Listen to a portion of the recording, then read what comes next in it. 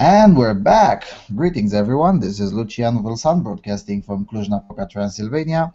As always, alongside with me is Herr Jon Gunnarsson, broadcasting from Deutschland, and our producer, James Huff, sitting in the background, making sure everything works just fine, broadcasting from the United States. Greetings, gentlemen. Hello there. How has the week been treating you? The week has been treating me great. The last day hasn't. Had quite a lot of work, and I had to sleep on irregular schedules, which is probably noticeable in my voice. But other than that, it's been absolutely great. And it's going to be even greater next week because I have a lot of traveling to do again. Winning! All right. Well, things have been going on sort of okay on my end. Nothing really too much of the ordinary. Oh, maybe I should mention that it's been hot. A few days ago, there were like Really? plus 14, plus 15 degrees during the day in Celsius. Not bad at Wow. all. Oh, close enough, and I could have gone to the beach. That's actually it has started snowing again today, so sort of Yeah, around freezing here in Germany.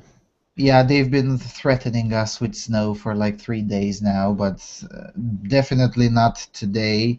Uh, like 12 degrees in Celsius during the day. I don't think that's gonna that's gonna pan out with snowing, but maybe during the weekend. The meteorologists keep on threatening us that this week will snow. I don't think so. Well, they're going to be right eventually. Eventually, yeah. I mean, there's still another 1.5 months, 1.5 months of technical winter. So yeah, they definitely do stand a chance of being proven right. Anyway, let's go to our news section, which is remarkably short compared to other episodes, but nevertheless extremely controversial, which is nothing surprising. The first one is on an article that I've made a video about it today. Belgium to launch respect for women classes for refugees and migrants. Belgium is to introduce compulsory courses on respect for women for non-European migrants and refugees. Amid mounting refugee rhetoric across the continent following an alleged mass sex attack in Germany on New Year's Eve, the coming weeks will see classes launched in asylum centers in Belgium following a precedent set by Norway in December. They will consist of a series of rules on how to behave with women in both a general and sexual sense in our Western culture, said the Minister for Immigration Theo Franken, an MP from the Flemish Nationalist Party. Speaking to national Belgian broadcaster VRT, he said the move was absolutely necessary given the high number of single young men who arrive in Belgium and who come from a culture where relations with women are totally different to the West. He denied the lessons would stigmatize those seeking asylum. Although the announcement comes shortly after incidents of sexual assault in Köln, Germany, Franken claimed that the policy was unrelated. Regardless of the profile of the perpetrators, he said, I would not tolerate that behavior here. Other Belgian MPs were quick to criticize the policy. On Thursday, Isabelle Simonis from the left-wing Parti Socialiste denounced the move as tiny veiled racism.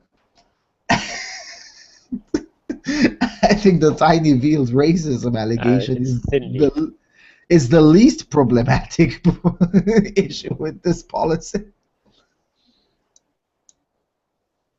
Yeah, it's also thinly veiled sexism, of course, which of course they don't mention. That doesn't matter. It's on the Independent. You don't expect that kind of analysis there. Yeah, and also it's the presumption that these classes actually work, which is very dubious to say the least. And that is to be charitable. They don't work. I mean, we covered on this show the Oxford consent classes chief, who turned out to be a rapist herself. So I mean, if the people teaching these kinds of classes sometimes end up being rapists themselves, I'm sorry, but how do you justify the pretense that they will work on, as they say, a completely different culture, which is true? And you know, in my videos, I made the calculus, even using the most friendlier numbers. Even if you accept all of their premises, it's still a massive waste of resources in the hope that maybe, just maybe, you will stop the sexual offenders of them, which at best for the policy they're like 1 in 33, 1 in 34.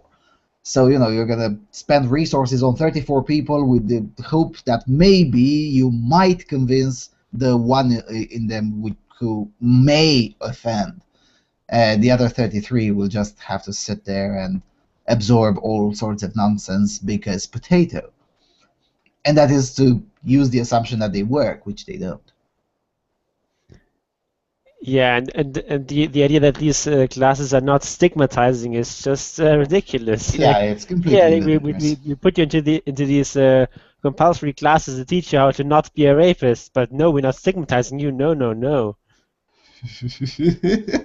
Yeah, the idea that they're not stigmatizing is completely ludicrous. Of course they are. Uh, and, I mean, other than the fact that they're going to end up spending a lot of money and they're going to create jobs for feminist ideologues, I see nothing positive in this kind of policy. They're not going to So the help creating anyone. jobs for feminist ideologues is positive? Well, it is positive for the feminist ideologues involved. Okay.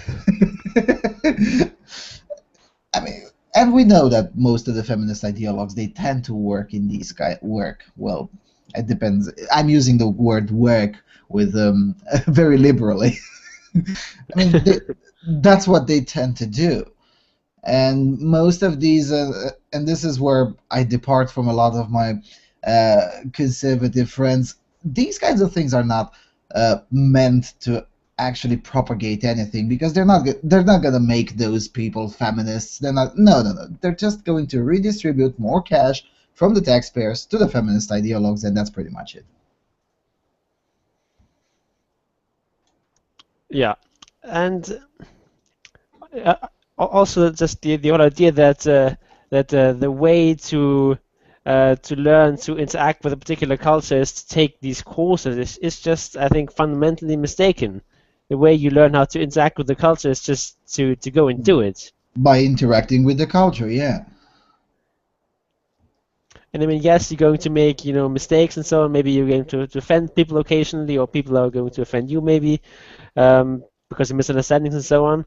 But as long as people use common sense and are somewhat reasonable, that's no lasting harm is done there. And people don't just accidentally end up raping someone or something like that. It's not that's just not a thing that happens. Yeah, but it's a common tenet of the feminist ideology that you get to accidentally rape someone. Yeah, yeah. Amazing. Anyway, I think we've dignified it enough with our attention. Let's get to more interesting things. Okay. Next, two pieces are sort of a follow-up um, on the Cologne discussion that we had last week, and this one is from the Frankfurter Allgemeine Zeitung. Dishonest Oktoberfest numbers. Gottfried Schicht, the PR person of the Munich Police Department, denies it. He denies it emphatically. He denies what has been spread on the net for days now in relation to the violent altercations of Cologne, which is the claim that there are 10 raves at Oktoberfest every year, and that there are 200 unreported cases. The Internet discovered these numbers in an article of the Taz from 2009, which does not cite any sources and does not match up with police statistics. According to the authorities, there were 4 rapes in 2008, 6 in 2009, the year before last there were 2, and this year there was only a single attempted rape at the Oktoberfest. No, Schicht says, he can definitely rule out these numbers of 10 and 200. However, they have already been spread far and wide, even outside the Internet. Yesterday, Berlin-based feminist Anne Witzorek was a guest on the Morgenmagazin of the ZDF, which is the German state television. After the network had already had to concede errors in the Cologne coverage, host Mitri Sirin asked Witzorek to explain her view of things. Even though people on the Internet were already discussing based on the publicly available police statistics, Witzorek emphasized that she saw sexism and sexualized violence as a societal problem. And then she said that there were 10 reported rapes at the Oktoberfest each year and 200 unreported ones. Not a bad attempt at damage control for the Cologne excess on the ZDF. However, the network isn't the only venue concerned. Witzorek also spread her numbers in interviews for the Kölner Stadtanzeiger and the Frankfurter Rundschau and wrote them herself for the internet magazine Vice. And then the article goes on discussing more about these alleged numbers, but I think we sort of get the gist. It's one of these cases where these kinds of statistics just get spread because they sound impressive and they make a particular point, and no one even bothers to check them for veracy. It's the same old tactic of obfuscation. Yeah, let's not focus on the current problem. Let's divert as much attention as possible from it, because it undermines one of the pillars of the dominant ideology, and let's just either try to blame everyone or shift attention or muddy the waters, all of them combined. So yeah, let's look for a made-up number that makes that case. And yeah, they found the 2009 article that sort of makes that point without actually making it, but that's a different story. And then we're gonna use that. The second I saw that particular number, I was like, this smells like bullshit. I mean, if there were 10 rapes a year every time when Oktoberfest is being held, you would find about that from forums and whatnot. You would find a lot more outrage about it. I mean, there are a lot of people at the Oktoberfest, and I mean, Yes, but still. as far as the police numbers goes, that's a couple each year apparently, or at least cases reported. Of course, you don't know whether these cases are actually true and how many unreported cases there are, but at least that's sort of the official numbers. So it's not too far away from 10, but still all of them are well below 10. Yeah, they're not too far away, just like 5 times lower. Yeah, I mean, no. If this were true, if the original narrative that was spread around, as you say, just because it sounds good, if that were true, it would have been easier to find not just more references, but a lot more talk about it. Because come on, Germany is a very sensitive, very sensitive and sensible society when it comes to the kinds of things. If this were to happen, really to that high extent at an emblematic festival, we would have seen about it in the last 6 or 7 or 8 years. Yeah, I mean, I've actually have seen some reports about that sort of stuff, but it's not on a sort of very big scale. But I have seen some reports of claims of rape and sexual harassment and so on at the Oktoberfest. Oh, and something else that no one really bothers to say. When you have a gathering of a lot of people in one place, you're going to have some crime in there. Yes. It's how should I say? It's the force of statistics. When you have 1,000 people in there, you probably have one criminal. When you have 10,000 people, the idea that you have 3 or 4 violent criminals among that crowd is just not that far-fetched at all. Yeah. Also, even if these numbers are true, it's sort of, I'm not even sure if it really makes the kind of case that these people want to make. Because I mean, as far as I understand it, the argument is that no, these colonial attacks have nothing to do with immigrants and so on. Is that it's just sort of part of regular old rape culture that of course exists in Germany, and so of course there's going to be rapes, and that's just sort of coincidence that this time it happened to be mostly immigrants who committed these crimes. But if you look at the Oktoberfest, this is not sort of business as usual in Germany. This is this kind of a huge event where people from all over the world come here. So if you want to say that that this is just business as usual in Germany, then picking the Oktoberfest is kind of like a really bad example of that because because Because there's no place with more immigrants per capita than yeah, Oktoberfest. probably. So if you wanted to make the case that it's all about immigrants, then you could really pick the Oktoberfest because or at least or foreigners rather, because there's lots of foreigners at the Oktoberfest. So I don't know. It's just seems like even taking at face value, it seems sort of a stupid argument. Well, nobody accused the fembots and the rape culture ideologues of being consistent or logical. I mean, we can suspect them of a lot of things, but not of that. Amazing, amazing. So And yeah, how much are you willing to bet that Anne Witzweg will still be invited to all these kinds of talk shows and so on, and is going to suffer no permanent harmful consequences to her reputation from this incident? I'm not willing to take bets that I'm completely convinced that I'm going to lose. I mean, sure, I can bet 50 cents, but other than that, no. I mean, that's Thomas Sowell used to say that it's the problem with these kinds of intellectuals, and he used the words intellectual as an occupational category, not as a description of people. So these kinds of quote unquote public intellectuals, that's the problem with them. They rarely pay consequences. They rarely suffer consequences for their mistaken ideas. Whenever they're wrong, they rarely suffer any kind of consequences for that.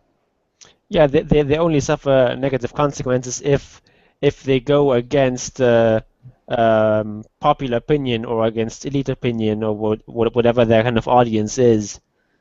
If they make statements that are controversial or that are unpopular, whether true or false, then they suffer bad consequences. But whether the statements they make or the predictions they make are actually true or false, that's mostly immaterial. Yep, yep, yep, yep.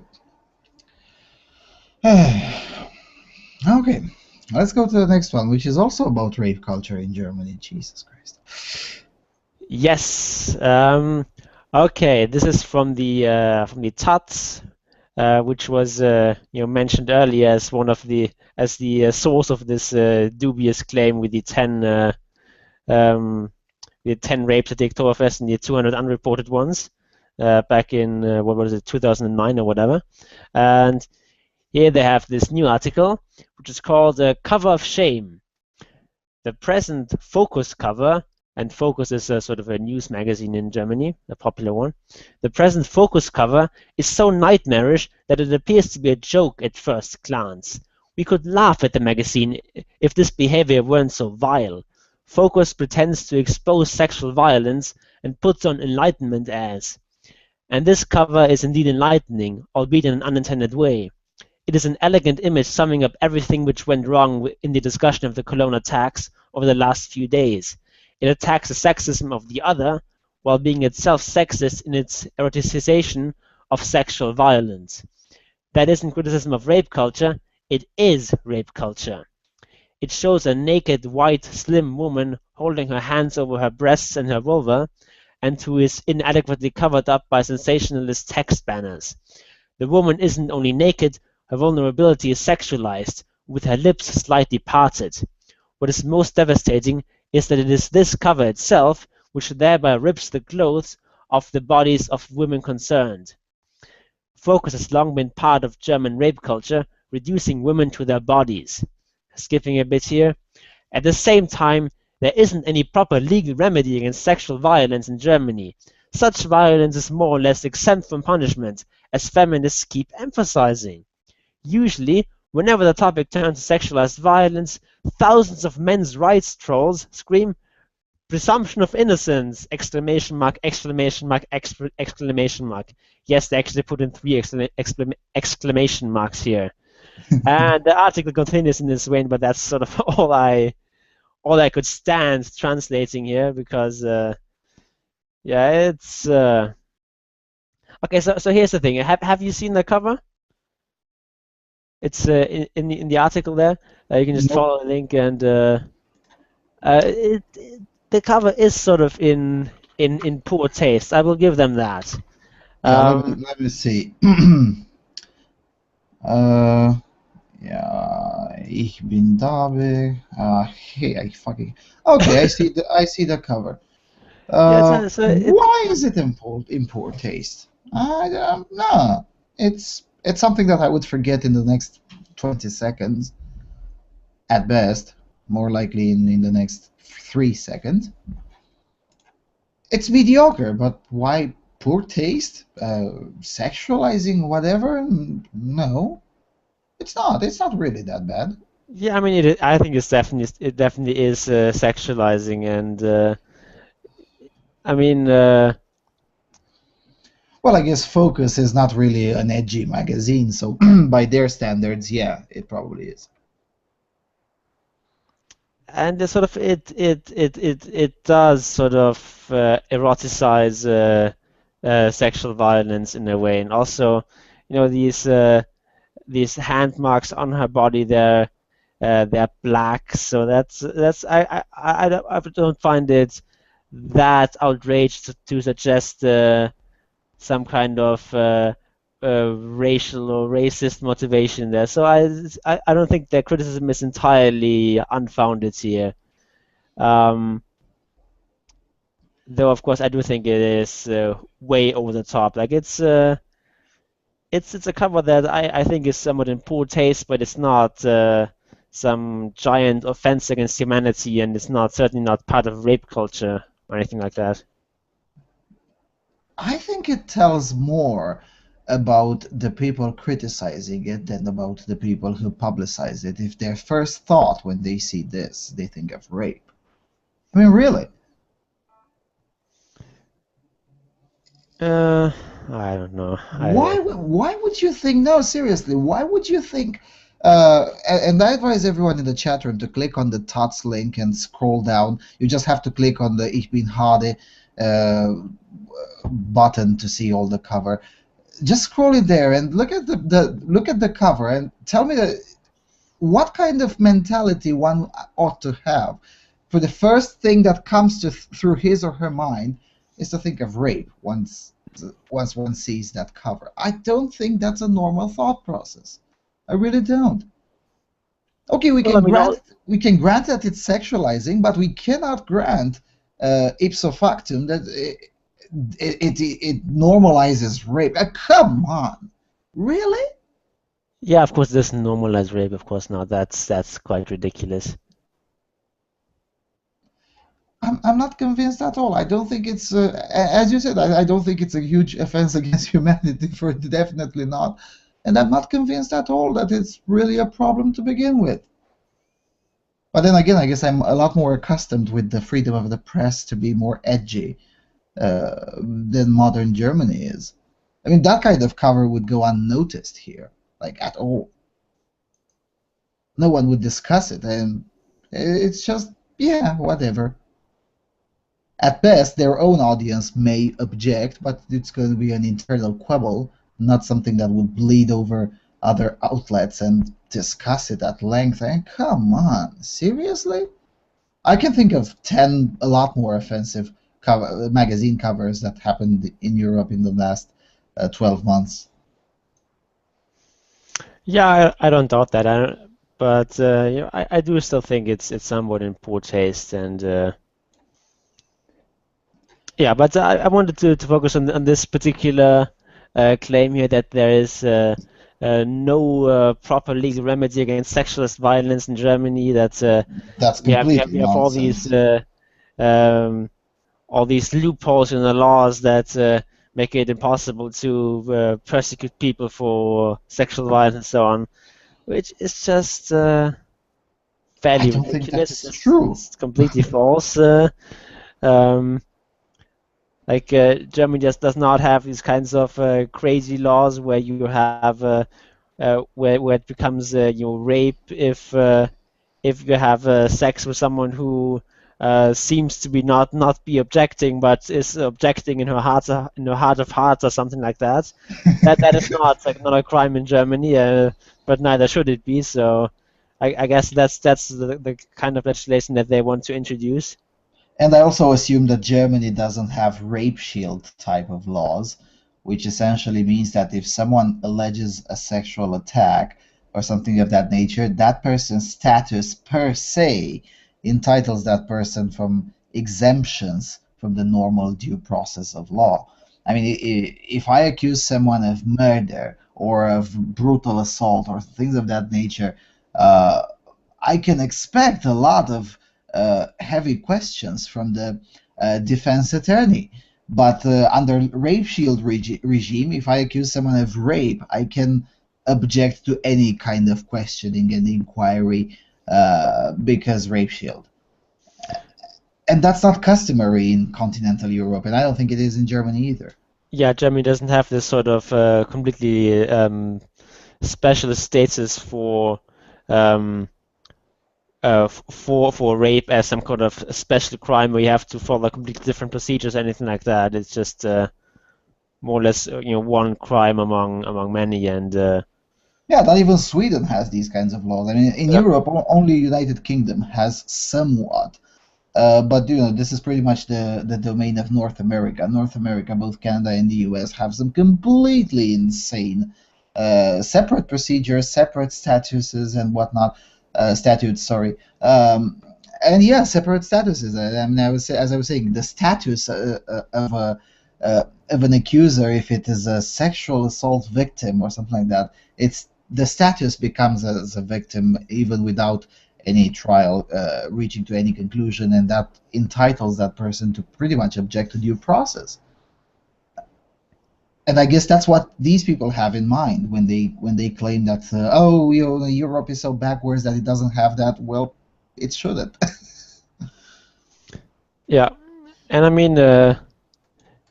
it's not like this kind of due process is always really followed. We've talked in the past about some Mhm, stories in Germany. For example, the case of Horst Arnold, who was just convicted of rape based on no evidence whatever, and mhm, we had a couple of cases like that. So that does happen, but at least sort of in theory, on paper, there should be the same kinds of procedures that you have in other cases where you have to actually prove a crime occurred and so on, and not just he said, she said, or something like that.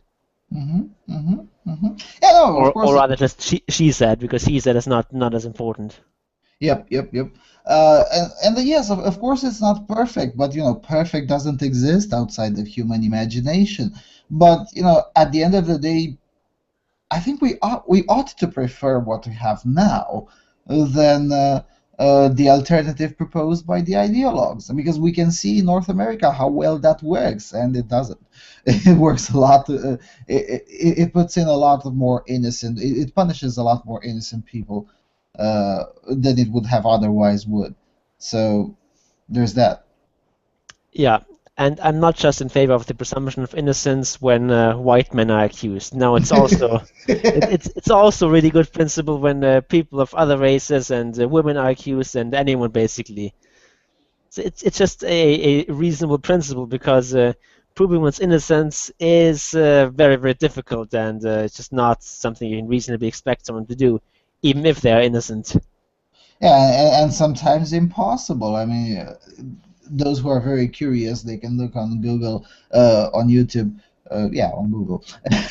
There are a lot of videos with policemen and attorneys explaining how one can incriminate oneself, even if one is perfectly and entirely innocent. I mean, it's really a slippery slope. That's why the presumption of innocence is so bloody important in European and North American and pretty much modern justice systems. Yeah. Also, it's just in general um, much worse to imprison someone who's innocent than Yes. to let a guilty person go, because you're inflicting this very severe and very serious harm on someone who hasn't done anything to Hmm. deserve it, and that's not nearly as bad as failing to impose this kind of harm on someone who has deserved it. Hmm. Hmm. Yeah, I don't know who said it, but it was something like better let 10 innocents escape than punish even one. Better let 10 guilty ones escape than to punish even one innocent. I don't know who said it, but it rings absolutely true. Yeah, I don't know about the exact ratio, but yeah, with 10 to 1, I would probably agree with that. Hmm. All right, let's go to the next one. Moving a bit south from Germany into Italy. A very biased article, but nevertheless. Coming from The Guardian, treat surrogate parents as sex offenders, says Italian minister. Italy's interior minister has called for surrogate parents to be treated as sex offenders as part of a broader campaign against the prime minister's efforts to grant family rights to same-sex couples. We want wombs for rent to become a universal crime and that it is punished with prison, just as it happens for sexual crimes, Angelino Alfano said on Wednesday. The minister's comments outlined the fierce debate over family rights underway in Italy as the country prepares to give gay couples legal rights for the first time. The push for same-sex unions and stepchild adoption rights has proved perhaps the greatest challenge in the 2 years of Matteo Renzi's coalition government. Surrogacy is illegal in Italy and punishable by steep fines and up to 2 years in prison, although a legal gray area has meant that couples who travel abroad for surrogacy are not prosecuted when they return home. Treating couples who use surrogate mothers as sex criminals, as Alfano suggested, would entail harsh penalties. Gay couples have in the past gone abroad to have families through legal channels, although on their return to Italy, only one partner can have parental rights. This affects everyday life, such as who can pick a child up from school or make decisions about their medical care. This has been challenged in individual cases brought by same-sex couples, some of whom have been granted the right to adopt. Renzi's laws has been stalled by amendments tabled by the political right, but the Prime Minister says he is committed to pushing through the legislation that has allowed his MPs a conscious vote on the bill. Renzi is also facing pressure from the European Court of Human Rights. No, it doesn't. Which ruled last year that Italy had breached the rights of same-sex couples by failing to offer them legal protection. Whilst Alfano has agreed to legislation for same-sex partnerships, a position supported by the majority of Italians, his rejection of marriage and adoption rights has widespread support among conservatives. That's another lie. A family day held in June brought hundreds of thousands of people to Rome, marching against proposed legal changes and lessons about gay families in schools. The Catholic Church, which still has considerable influence over Italian politics, has stood firm in its opposition to same-sex relationships. First of all, let's clear up some of the lies. The Family Day rally barely had 60,000 participants, definitely not hundreds of thousands of people. But then again, citing Christian Post is okay on The Guardian if it supports the narrative, otherwise it's not. Yes, because ChristianPost.com is the only outlet that has actually forwarded the idea that there have been hundreds of thousands of people. Nobody else supports that idea, not even the supporters of the Family Day rally. That's one thing. The second thing, most Italians actually reject adoption. Like 3 out of 4 Italians are in complete agreement with the Minister of Interior on adoption issues. So it doesn't have widespread support among conservatives. It has widespread support among the Italian society as a whole. But then again, the Guardian isn't completely wrong. It's that Just spin. incomplete, basically, the statement. Yeah, it's lie through omission. No, the European Court of Human Rights has not decided to force Italy to pass that kind of legislation. That if that were to happen, we would have seen protests from Poland by now. Uh, what the European Court of Human Rights have decided is that some particular local authority had a particularly bizarre provision with regards to single parents and whatnot, and that amounted to also breaching some of the rights that extend to the child, and they proposed that they pass some sort of limited statute in that regard to solve that particular case. That's what happened at the European Court of Human Rights earlier in 2015. It most definitely did not rule that Italy had breached all the rights of all same-sex couples, and as such, Matteo Renzi is somehow compelled to push through this legislation in total defiance of the majority of the Italian people. So that did not happen. Okay, so these are the most obvious lies. There are a few others through omission, but they're of less importance. On the topic in general, I find it very bizarre that surrogacy is treated as an LGBTist issue. I don't think it is. Uh, in every country where that has been legalized, it has not been used mostly by non-straight couples. So I don't think it is an LGBTist issue. Well, I don't know if it's probably not used mostly by LGBT couples because they're just a very small portion of the population in general. But I would True. assume that they use it disproportionately often. Probably. I haven't looked on the numbers on that particular thing. Maybe it's true. But I really don't understand the opposition to legalizing uh, surrogate parenthood. I really don't. From a public policy perspective, I don't think it's a bad idea. I mean, even from a conservative point of view, uh, Italy, for instance, legalized abortion in '78. From a conservative point of view, that's legalizing the destruction of life. But at least apply that consistently. Now it's a procedure that actually enables the creation of life. Why oppose it? Yeah, and I mean it is a way in which people who can't have children sort of the normal old-fashioned way um, can actually have their own children and who are biologically their children, or at least who are biologically the children of one partner, which at least is something that's and I think that's great. Yeah. I don't see what the problem is. And also, for instance, Mr. Alfano hasn't yet. I've looked for updates on this story and I haven't found any. Maybe there are, and I'm completely incapable of finding them. But anyway, um, he hasn't nuanced his position. But in here it sounds like he's against it. Period. On the other hand, he leaves some wiggle room in emphasizing the wombs for rent practice, which is like, which is to say that yeah, we agree as long as you don't take money for it. Which I don't know why. I don't know, hatred of commerce, I guess. Yeah, yeah. I mean, I don't see how anyone is being hurt.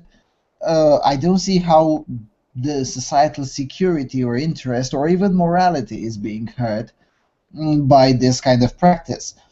And even if you want to take it from a very anti-non-straight point of view, we don't want that here, so the non-straights would not use it. And I'm like, well, they're already doing it. It's just that instead of spending the cash into your own country, they're spending the cash on airlines to fly to Thailand and do it there. I mean, they're already doing it under much less secure conditions, and they're still getting what they want. Yeah, it just seems to me to make no sense. You have these sort of separate acts that are completely innocuous in and of themselves, but you combine them and somehow they become this huge problem. So you have um, so you have people. You have some women getting pregnant, usually with an artificial insemination. Um, I would guess that some people might have some sort of a problem with that, but most really don't. Um, and then this woman, bears the child to term, and um, basically it's like the child is then adopted, Hmm. and for that service she's paid some money. I don't see where the problem comes in. I, it just seems to me this attitude that somehow money poisons everything. That if you're being paid for something that that somehow sullies the whole thing, like similarly to how having sex is no problem, but being paid for having sex, that's somehow dubious, and That that somehow taints the process. yeah, Yeah. that's it, because I don't know, because sex is magical and sacred and whatever, and so therefore money can't be involved. And I guess the same goes for pregnancy. Yeah, or because potato. What's But interesting? this article, this sort of argument is never applied consistently. You might as well say that, say, I don't know, child rearing is sacred, so therefore you're not, you shouldn't be allowed to Nannies pay, should be forbidden. to pay nannies or kindergarten teachers or whatever, because that also taints the process of education and child rearing, and that should be about love and so on, and not about money uh, it or you could say, I don't know, that health should not is somehow sacred and should not be about money. So therefore, doctors shouldn't be paid money for perform their service. They should just do that all for the love of humanity or Hello, something. Stone Age. Yeah. Although I have a feeling that even in the Stone Age, the doctors were still being paid for their services. Yeah, what's particularly interesting to me is that almost the same type of arguments, although phrased differently to adapt to other cultures, is being used. For instance, in Serbia, I placed a link in the chat room. Almost identical arguments have been passed around in Serbia in 5 days ago, as they are also discussing to adopt a new civil code which includes provisions about surrogate motherhood for the first time. And it's very interesting because the semblances between Italy and Serbia are quite minuscule. I mean, you can say that both of them are Christian in a way, but that would be pretty much the end of similarities, and then differences commence. But for some reason, that kind of almost identical arguments. Although, to be fair, in Serbia, one other pro argument has been forwarded, such as that, well, we need more people to be born in this country, so why not legalize another method that would contribute to that, which is, I guess, a fair argument in a way. But for the arguments against, it's pretty much the same thing. Oh, but the public morality, and I'm like, really? Where is the public morality being breached in this? Yeah, I mean, one argument that I have heard against surrogacy that is at least not completely absurd is that instead of using surrogacy, people should instead adopt children, and because we already have too many people in the world, and we have overpopulation and so on, and so therefore instead of using surrogacy, um, uh, couples should instead adopt children. But then I guess they could make the same kind of argument against couples reproducing naturally, and no one Yes. seems to seriously want to outlaw that. Yeah. I mean, actually, China has sort of done that, kind of, at least beyond one child, but that's a different matter. And even Yeah, but it they're didn't now, work. Yeah, yeah, it they didn't work, and they're now stopping that sort of failed policy. Yeah, although again, that particular thing, I mean, at first it assumes that there is such thing as overpopulation, which it isn't. Um, and secondly, it assumes that uh, all countries just simply have readily available adoption resources, which they don't. And third, it assumes that all countries do have a problem with overpopulation, which they don't. Some countries actually have an underpopulation issue. So I mean, Yeah, and I would say that this is probably true of almost all first world countries. yeah, probably with the notable exception of Norway. Yeah, pretty much, pretty much. Norway could definitely fit in another 100% of its population and still have enough for everyone to have a decent standard of living and enough And room for everyone. did I misspeak? I mean, I meant to say that pretty much um, every first world country is underpopulated Oh, I don't know. I because mean, Britain has growth of population. France has, I mean, the big ones all have growth of population. At least sort of It's in unequal, but it is growth. yeah, I mean, if you look at the way things are produced economically, um, land is a very, very small percentage of global GDP these days. It's something like 10% or something. That's all land, all natural resources, all of that is about 10%. Yes. Basically, all of production is almost all of it is due to labor and capital, and Yeah. so increasing. So basically, the only reason why overpopulation would be a serious problem is because you're running out of land, out of resources, and so on. But resources and so on are not particularly scarce. What is scarce is capital, is labor, and Hmm. there's a lot of economies of scale when you have a larger population. For example, Yes. that new inventions can then be used by everyone by a larger population. So if you have Hmm. more people, you get more inventions, uh, more computer programs being written, more novels being written, etc., etc. All of that sort of stuff.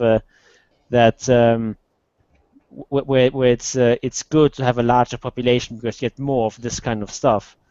And Yes. since the Industrial Revolution, has really reversed this dynamic which previously existed, um, where land was really scarce and therefore having high population density meant that you were really poor.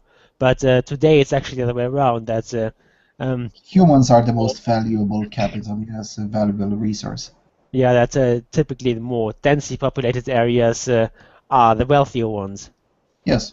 which is Yes. why lots of people want to move to the big cities, but not a lot of people want to move somewhere in the middle of nowhere where there's very few people. Which, if Yep. the world were underpopulated, people would tend to want to move away from people, but they do the opposite. Yep. Yep. Yep.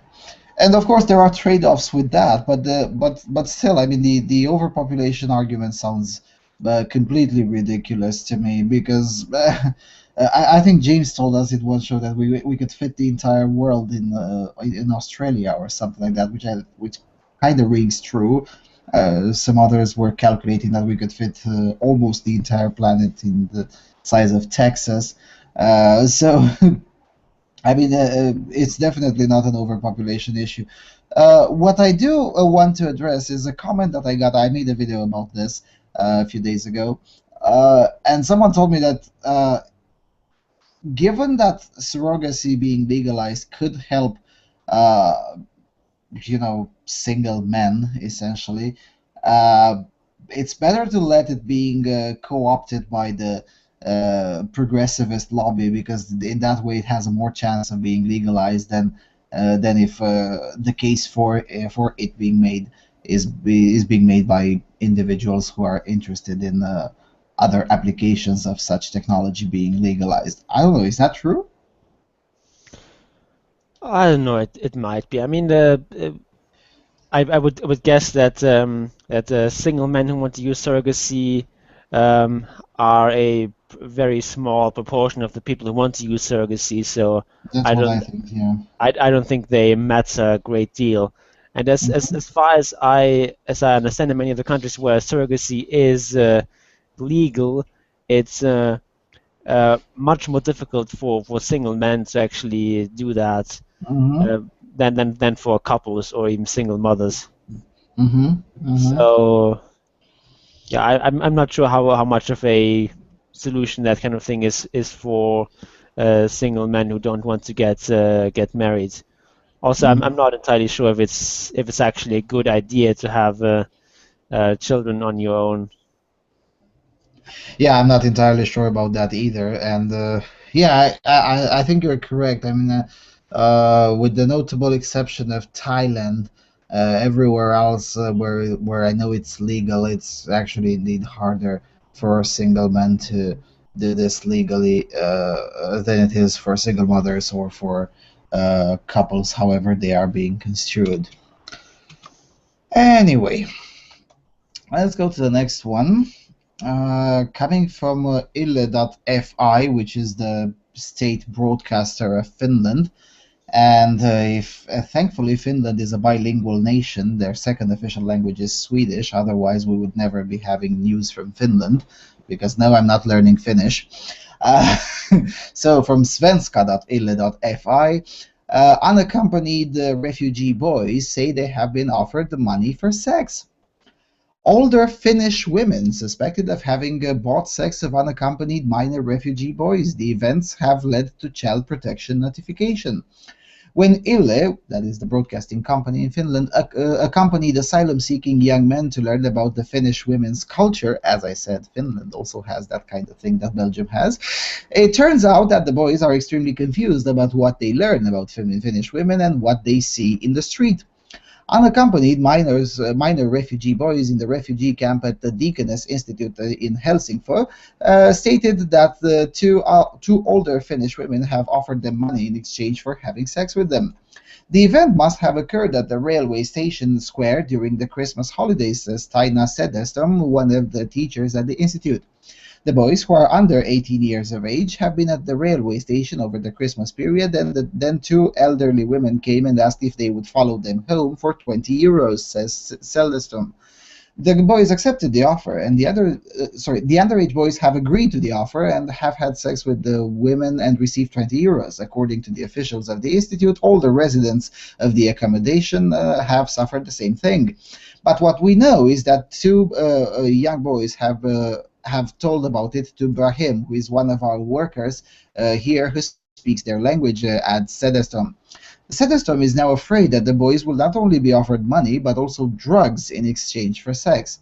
I know guys have used marijuana and other soft drugs in their home countries, and if anyone knows that these boys have had sex for 20 euros, maybe they'll begin to offer them also drugs, adds Sedestom. Sedestom has also been asked by the boys if it's okay in Finland that Finnish women can kiss them whenever they want. I have answered that it is not okay, but such questions are worryingly common, and that's a question that nobody talks about. It's a problem that we must also speak of. They're only 17 years of age, says Sedestom. And I would add some of them younger. I'll explain in a minute. Police, however, have know of no crime reports. According to Sedestom, there has been a notification sent to Child Protection Services about the harassment, but neither the police nor the Child Protection Services can confirm such a notification. We have not received any criminal reports about this, says, I can't read that name, says Mr. T, head of the sex crimes at the Helsinki Police Department. Buying sex for a minor is a crime at the end of the day in this country, adds Mr. T. Child Protective Services could not confirm such notification either. We cannot report on individual cases to the media, as responded senior social worker Jana Toivio from the Child Welfare Department in Kallio. Now, I've looked further into this piece of news because it's a bit vague, and it turns out that it's likely to be true because other teachers at that particular institute have confirmed that, well, we may not know precisely whether it was indeed older women who offered them money in exchange for sex. What we do know is that they were suddenly having money of their own without having worked anywhere for a decent period of time or anything like that. Not that it would be legal, because we know that in Europe we have this particularly, and Finland is no exception, we have this particularly interesting system where you must be on welfare because potato. And also what worries some other sources is that, yeah, well, some of those are 17 and whatnot. Well, that's not particularly a big issue. Sure, it's somewhat illegal, but that's besides the point. But some of the victims of such practice were 13 or 14, and that's particularly young, not just because the age of consent is 16 in Finland, but because, you know, a 13-year-old boy from a completely different culture that doesn't really understand much of the things that's happening around him is of a particular vulnerability in compared to an 18 or 19 or even a 17. So I can agree with that. So that's pretty much the thing. What struck me and pretty much pushed me eventually to put this piece of news into the news section is that, you know, I found the link and gave it to a friend of mine, and I was like, well, check this out. And apparently, this friend of mine is not really that particularly proficient in Swedish, and he put it through through Google Translate, and Google Translate translates the first sentence um, of the piece of news as older Finnish men are being suspected of having bought sex of unaccompanied minor refugee boys, and I was like, really? That's very Interesting Freudian slip in the Google Translator. Yeah, obviously, I don't think it's a conspiracy by Google or things of that nature. It's probably a flaw um, in the algorithm. I tested it further with other ways of phrasing things with a Finnish guy, and it turns out that it is a flaw um, in the algorithm. Depending on how you phrase this, it sometimes switches sexes because potato, and it's not only on sexual politics. So there's that. But still, one has to ask himself or herself, if this was, let's say, a young Asian girls and middle-aged Finnish men buying sex, I don't think it would be just a small article on ille.fi, but would rather be, gangs of cops, military, and the whole Justice League after them by now. Yeah, pretty much.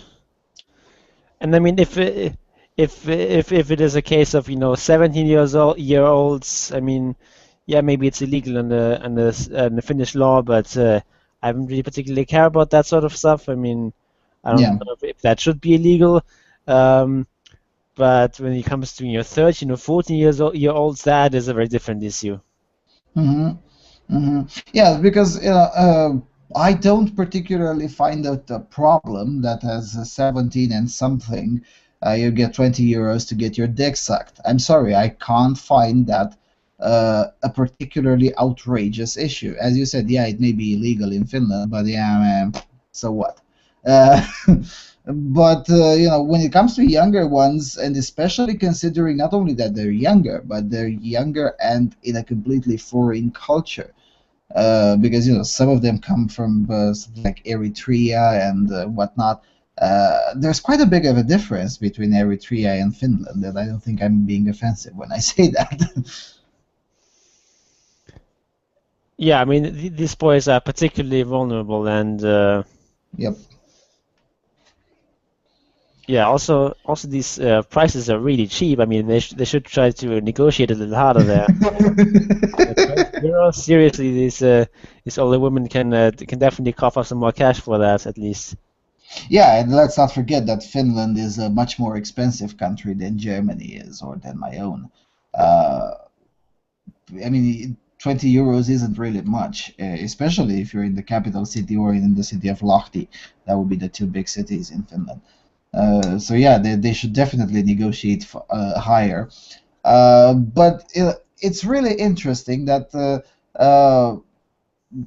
someone told me this, and they're absolutely correct. I mean, they're going to have these kinds of courses of uh, the culture of Finnish women and things of that nature. Okay, fine, although I still think it's retarded. But there's somehow these kinds of courses tend to forget about some more important things, like no, some random lady on the street doesn't have the right to start kissing you because potato. Because that's just how things work in Finland. Sorry. I mean, You have to it's very. respect our culture. Yeah, yes, but that's the thing. It's not even their culture. It's just, and I don't think this is, or let me phrase it this way. I don't think it's necessarily unintentional. It's more like nobody even considered to talk to these particularly young boys about, yes, you have some obligations that now that you're here, but you also have some particular entitlements and rights. Yeah, it's just not even on the radar. Yeah, it's not even on their radar. I don't think it's necessarily intentional in the way of, muhaha, we're not going to tell them about this. But it's more like, yeah, nobody even considered it. Yeah. Amazing. Anyway, we're going to follow the situation in Finland because it has the potential to transform in a more interesting piece of news. Anyway, as Big Red would say, let's go to the next one. Okay, this one is sort of kind of on a related topic. So there's been this this abuse scandal with the Domspatzen, which is a Catholic boys choir, and they run a couple of schools, and in the past there have been apparently cases of physical and sexual abuse, and now some new information has come out on that topic. So this is from heute.de. Every third child a victim. Apparently, there were far more cases of abuse and sexually motivated violence than previously thought. The lawyer responsible for the investigation, Ulrich Weber, estimated the number of people concerned to be 600 or 700, as he said in Regensburg today. The attorney believes there to be a large number of unreported cases, and he says that probably 1 in 3 pupils at Ettershausen and Pielenhofen was a victim of violence. Even when viewing the punishments in the light of common practices at the time, Weber calls them grossly disproportionate. Moreover, it could not be ruled out that corporal punishment led into sexual abuse in some cases. Most of the incidents occurred between 1953 and 1992. According to Weber's words, Georg Ratzinger, brother of Pope Emeritus Benedict XVI and longtime director of the boys' choir, also knew of the abuse. Weber spoke of a, quote, system of fear, which had been prevalent for decades in the preschools of the Domspatzen in Ettershausen and Pielenhofen, as well as in the boarding school in Regensburg. He says that pupils were being beaten with canes and signet rings, and some were forced to eat or were denied food. The sexual acts committed covered the span from stroking to rape. And there's a lot more to that article, but that's all I'm going to read for now. Did you notice something? What is the sex of the victims in that case? Did you notice anything? Yeah, it's not a particularly big scandal because the victims are boys. It is quite a big scandal because it's. But the phrasing seems quite mild, as opposed to, I don't know, let's say the Rotherham cases when it finally transpired, it was a lot more of a big deal, or as opposed to, I don't know, in Ireland when a girls' school was affected, it was a lot more harsher language. Yeah, and I mean, I personally, I don't think that that there is that huge big scandal that there should be, that there should be some kind of scandal maybe, but I think it is being blown out of proportion a bit. But what I found really interesting is that in this whole article, and this article is much longer, and at no point do they actually mention the fact that 100% of the victims here are boys. It always just talks about pupils and victims and children and so on. In all fairness, they have the boys' choir in the first paragraph. Yeah, okay, that is the one mention that is a boys' choir. But still, I mean, if you don't know about the Domspatzen, you might think that they have this school, and maybe they have girls at the school too, and there's just this particular choir is boys. But actually, these schools are all boys' schools. There's not a single female student there, and that's never mentioned in the article at all. It's just sort of a typical case that. It is. It is. On the other hand, I have to say, I mean, some of the cases alleged there occurred in the 1950s, in 52, 53. That would be a little bit even before the Nuremberg trials. I mean, really, how can you possibly defend against such an allegation? Isn't there such thing as statute of limitations for some of these things? And I'm serious with this. Yeah, and I mean a lot. Like one of the people who was like the supposed to be the sort of prime or one of the main perpetrators is actually already dead, for example. So it's not so much about punishing the particular perpetrators because it's quite difficult to prove and so on, but more sort of about finding out what's happened and I don't know, compensating the victims and so on. Yes, but how do you compensate victims? Because you cannot prove that these things happened. Again, we're talking about 1952. That's 64 years ago. Yeah, but I mean, if it's if it went on all the way up to 1992, that is actually not that long ago. Still, 1992 is 24 years ago. I mean, what's the statute of limitations for that crime in Germany? In here, it's 10 years or 15 actually. Yeah, they raised it to 15. Still a lot more. Maybe Germany's 20 years. I don't think it's 30 or 40 to even include 1992. Yeah, probably. I think it's something like Somewhere between 15 and between 10 and I, 20. I think it's something like 10 years after the child involved becomes an adult or something like that. I don't remember exactly. But yeah, Even this is that, I probably, mean, probably all of that is probably past the statute of limitations. So yeah. because that's what I mean. Look, I'm all for bashing the Catholic Church when they deserved it, and I'm all for prosecuting the relatively high number of pedophile priests. I'm all for that, but I'm also all for some common sense. And when you come and tell me, whoa, well, this series of crimes that occurred between 1952 and 1992, and I'm like, and how the hell are we supposed to prove them in any way, in any meaningful way? Because okay, let's say that there are some sort of archives from 91, 92, or maybe even mid 80s, but most of them seem to me completely unprovable. And although I am for bashing the church when they deserve it, in this case I don't think they do, because it's just too late. Even if even if they are guilty, we cannot prove it. And bashing them for the sake of bashing, I'm not convinced that's a good idea. Yeah, I mean, it does sort of seem to me that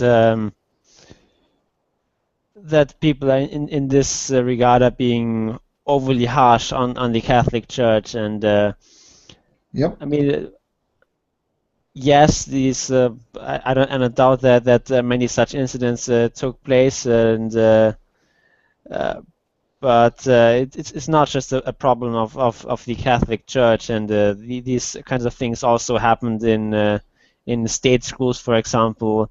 Um, it just seems like in particular this case is sort of in the news because Georg Ratzinger is involved with the brother of the Yeah. former Pope and so on, and uh,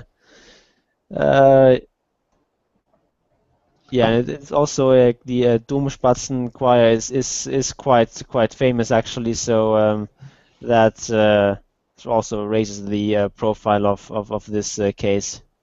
Yeah, I remember seeing an analysis, but it was for the United States, that only if you take the allegations made in the press or at the police, there's like 10 or 15 times more sexual abuse of children in state schools than it happens in any church-run institutions. Or, in the US, we're actually counting all the churches, not just the Catholic one. So that's my only concern in here. Uh, is there a balance between bashing the alleged offender and finding some sort of common sense? Because bashing someone for a crime that they may not have committed, and a crime that is definitely unprovable or almost unprovable, I don't think that's a good idea. That's all. That's my sole objection. I understand that the profile is raised because the brother of the former pope is involved, but nevertheless, I think the same rules of common sense should still apply. Yeah, definitely, and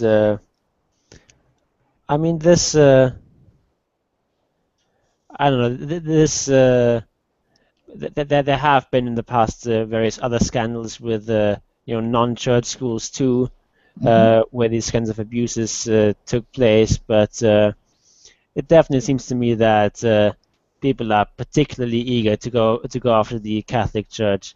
And I mean, in some cases, it definitely does deserve it because there were sort of orchestrated attempts at covering these Yes, crimes up and absolutely. so on. And that then it seems to me that that if we want to criticize the church, we should look at that people covering up these crimes because I mean, in any large organization, you're going to get pedophiles, you're going to get people who abuse their power and so on.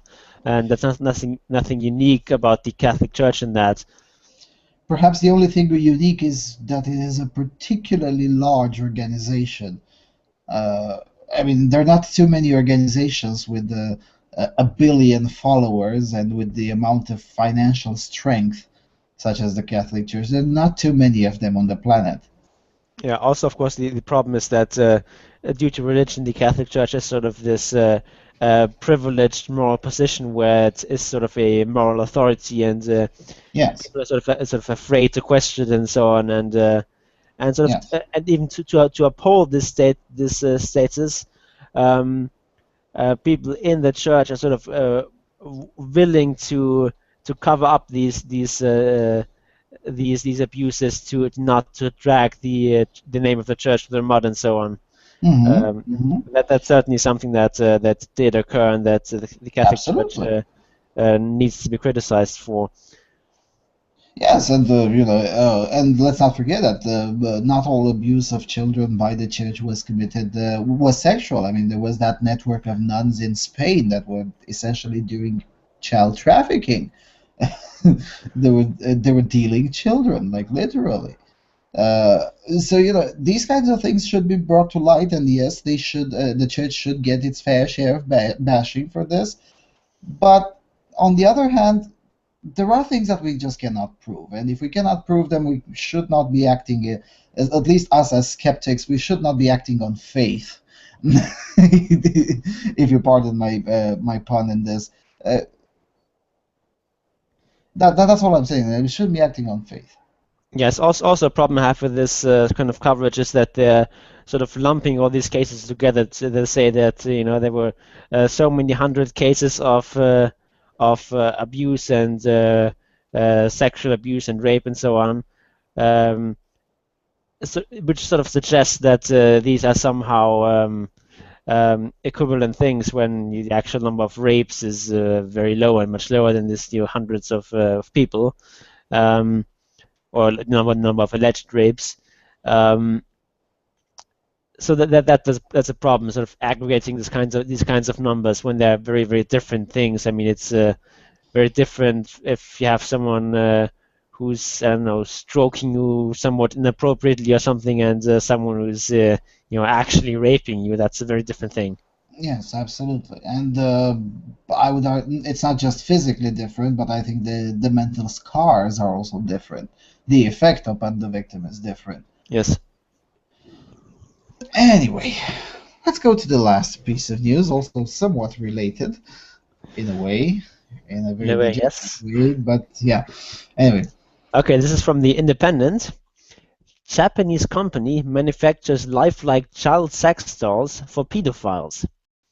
A Japanese company produces lifelike child sex dolls, claiming they prevent pedophiles from offending. Shin Takagi has shipped anatomically correct sex dolls of girls as young as 5 to clients around the world for more than a decade. In an interview with The Atlantic, he described how he set up the Japanese company Trotla, however you want to pronounce that, I have no idea, because of his own attraction to children and his conviction they should be protected. Quote, "We should accept that there is no way to change someone's fetishes," Mr. Takagi said. "I'm helping people express their desires legally and ethically. It is not worth living if you have to live with repressed desire. Treatments for pedophilia exist, including cognitive behavioral therapy and chemical castration, along with other interventions intended to suppress urges. However, a meta-analysis by Mayo Clinic found that treatments, quote, do not change the pedophile's basic sexual orientation towards children," end quote. Mr. Takagi believes the dolls he creates, sent mostly to men living alone, save children from sexual abuse. He said, "I often receive letters from buyers. The letters say, 'Thanks to your dolls, I can keep from committing a crime.' I hear statements like that from doctors, prep school teachers, even celebrities. Michael Setsu, a psychologist and sexologist at the University of Toronto, told The Atlantic there were two different types of pedophiles. He said, for some pedophiles, access to artificial child pornography or child sex dolls could be a safer outlet for their sexual urges, reducing the likelihood that they would seek out child pornography or sex with real children. For others, having the substitutes might only aggravate their sense of frustration. All right. Someone explain to me why this is wrong, because I can't find any way in how this is wrong. Yeah, basically, the way I think it goes is that people find this disgusting, repulsive, and so on. Well, it is degenerate, but should it be illegal? Yeah, and based on these feelings of disgust and violation and so on, they seek for all kinds of rationalizations for why it is immoral. Yeah, That well, the idea that that this actually leads pedophiles to be more likely to offend and actually abuse children. It just seems to me to be rather counterintuitive. And I mean, this Michael Setso guy is just sort of throws the statement out without really providing any sort of argument. I don't know. Just seems like a sort of trivial statements. There's this group that does A and this other group that does non-A, and maybe there's members of either group, and that's sort of a trivial statement. yeah, it's this confusion with if it's immoral, it has to be illegal, and the other way around. That's not always the case in the real world. And I can totally agree that it is degenerate, but I cannot agree that just because I think it's degenerate, it should be illegal. It doesn't work like that. There are a lot of things that I think that they're degenerate, but I would never attempt to make them illegal. For instance, I think the very existence of a gender studies program is completely and utterly degenerate, but I would never try to make it illegal to set up such a studies program on one's own dime and time. Uh, Going back to the topic, every time alternative ways of expressing uh, more or less dubious and disgusting fetishes and urges and whatnot, every time they became available, the rate of sexual offense has dropped. And this has held consistent in every single country so far, and with almost all groups. I don't think this would work differently with pedophiles. Yeah, I find that very unlikely. As I said earlier, like I mean, this kind of Michael Thatcher there is sort of covering all the bases and trying to find some sort of statement that doesn't offend anyone and so on. But what he's saying there is really vacuous, and I would definitely say that this first group of people that he talks about is um, definitely much more numerous than the second one. I don't even understand this kind of argument that having the substitutes might aggravate a sense of frustration. So if it's a substitute, that shouldn't it then mean that it substitutes for sex with real children? I mean, that's what substitute means. Yes. So either he doesn't know the definition of the word substitute, or he's just completely bonkers. I mean, I maybe understand the idea that the sort of only way of preventing this is just to keep this sort of sex drive completely bottled up, and that's the only way of handling it. But I don't think that is a particularly successful strategy or particularly healthy. Yeah, it's not like it hasn't been tried for several thousands of years and worked fabulously. No, wait, it didn't. Uh, so there's that. On the other hand, even if we grant that such thing as the second group described by this Michael Seto individual, let's admit that that group exists. Do we have a way of measuring it, whether it's bigger than the first group or not? Because my gut feeling tells me that it is a lot smaller. And when it comes to public policy, again, I'll have to reference to Dr. Thomas Sowell. There are no solutions; there are only trade-offs. I think it is an acceptable trade-off, no matter how degenerate I think it is. It is an acceptable trade-off. It there is it harms less people than it would have harmed without it.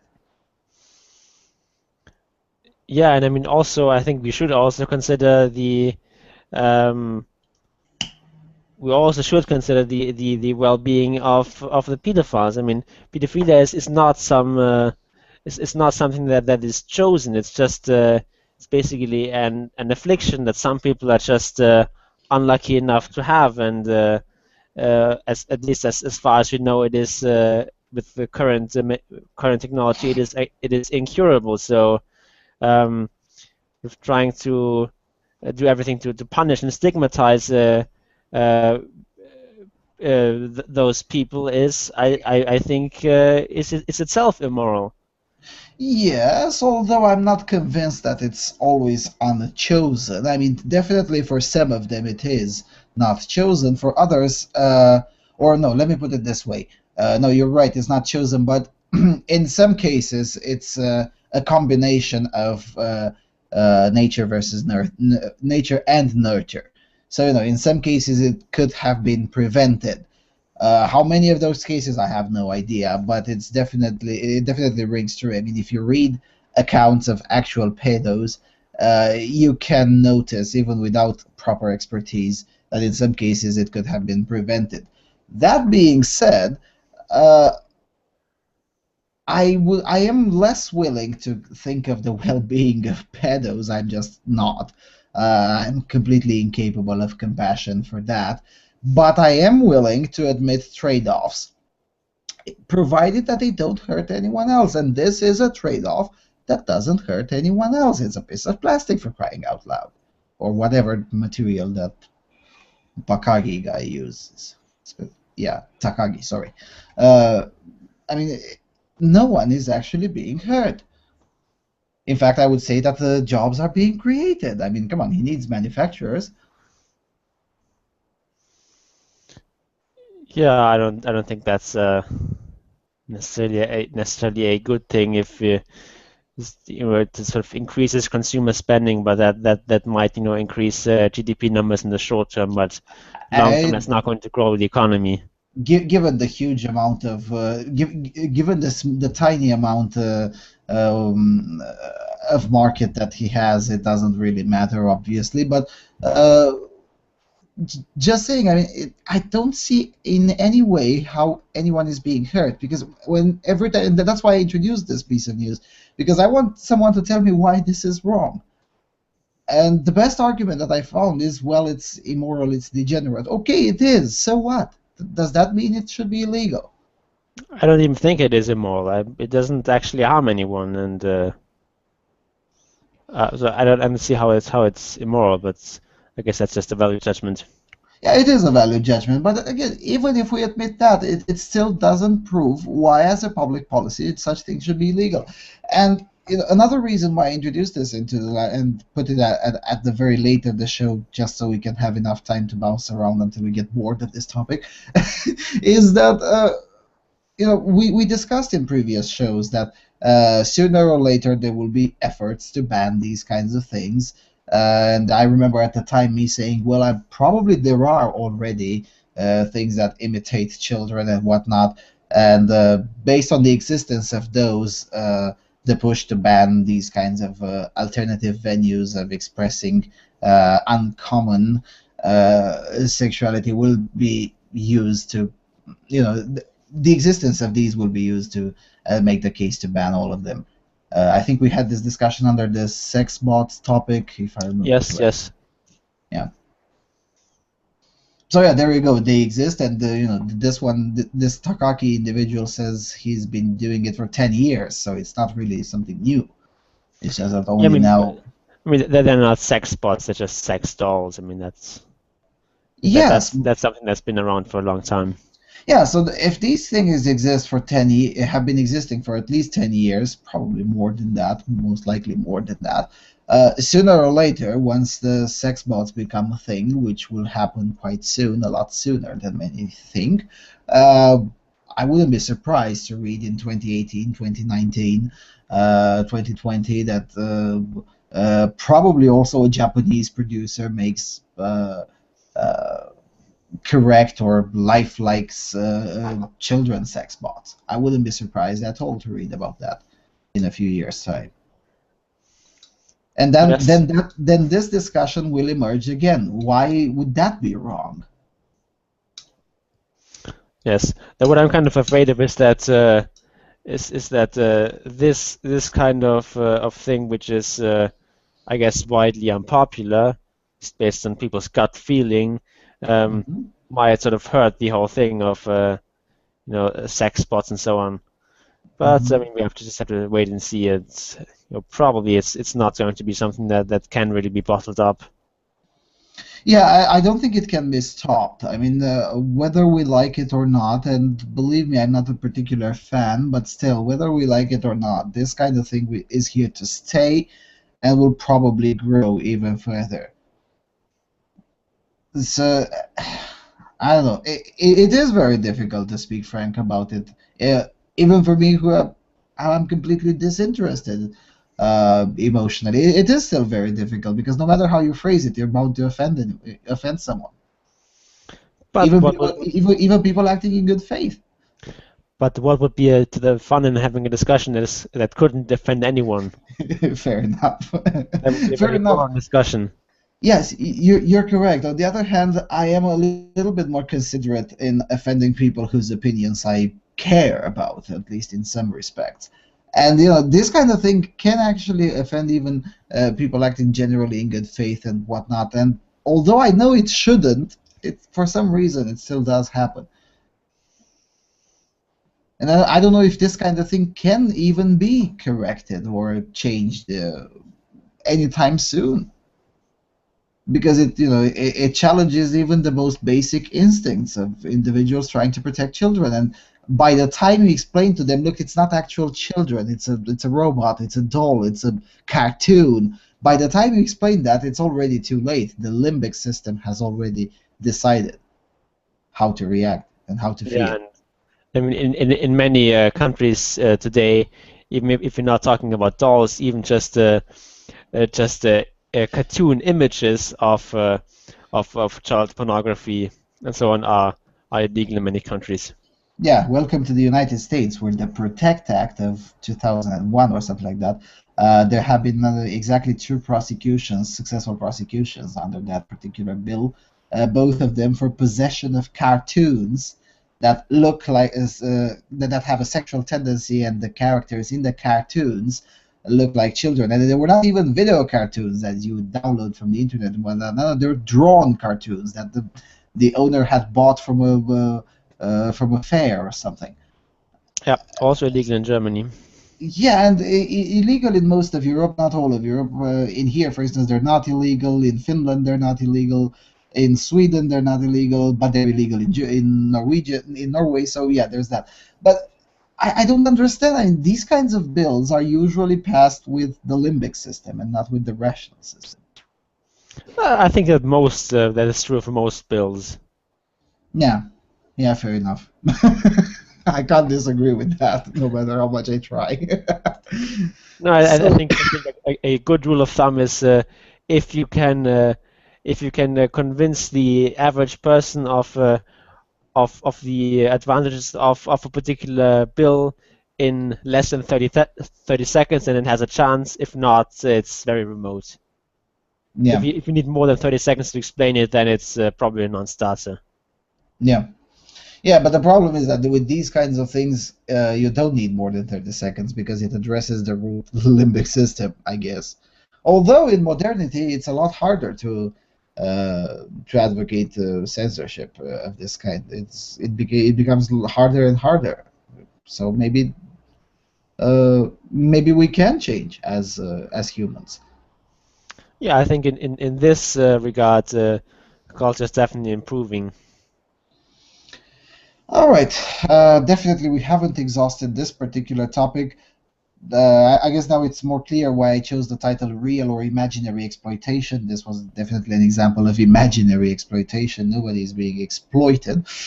But yeah, this particular topic will emerge once in a few months as the developments occur, and as completely unsurprising, Japan is probably going to lead the way into this, and expect this to occur much more often. And yeah, we're gonna have to talk about it, whether we like it or not.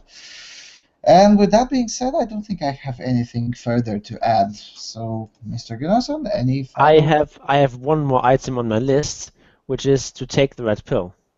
Take the red pill. Goodbye, everyone.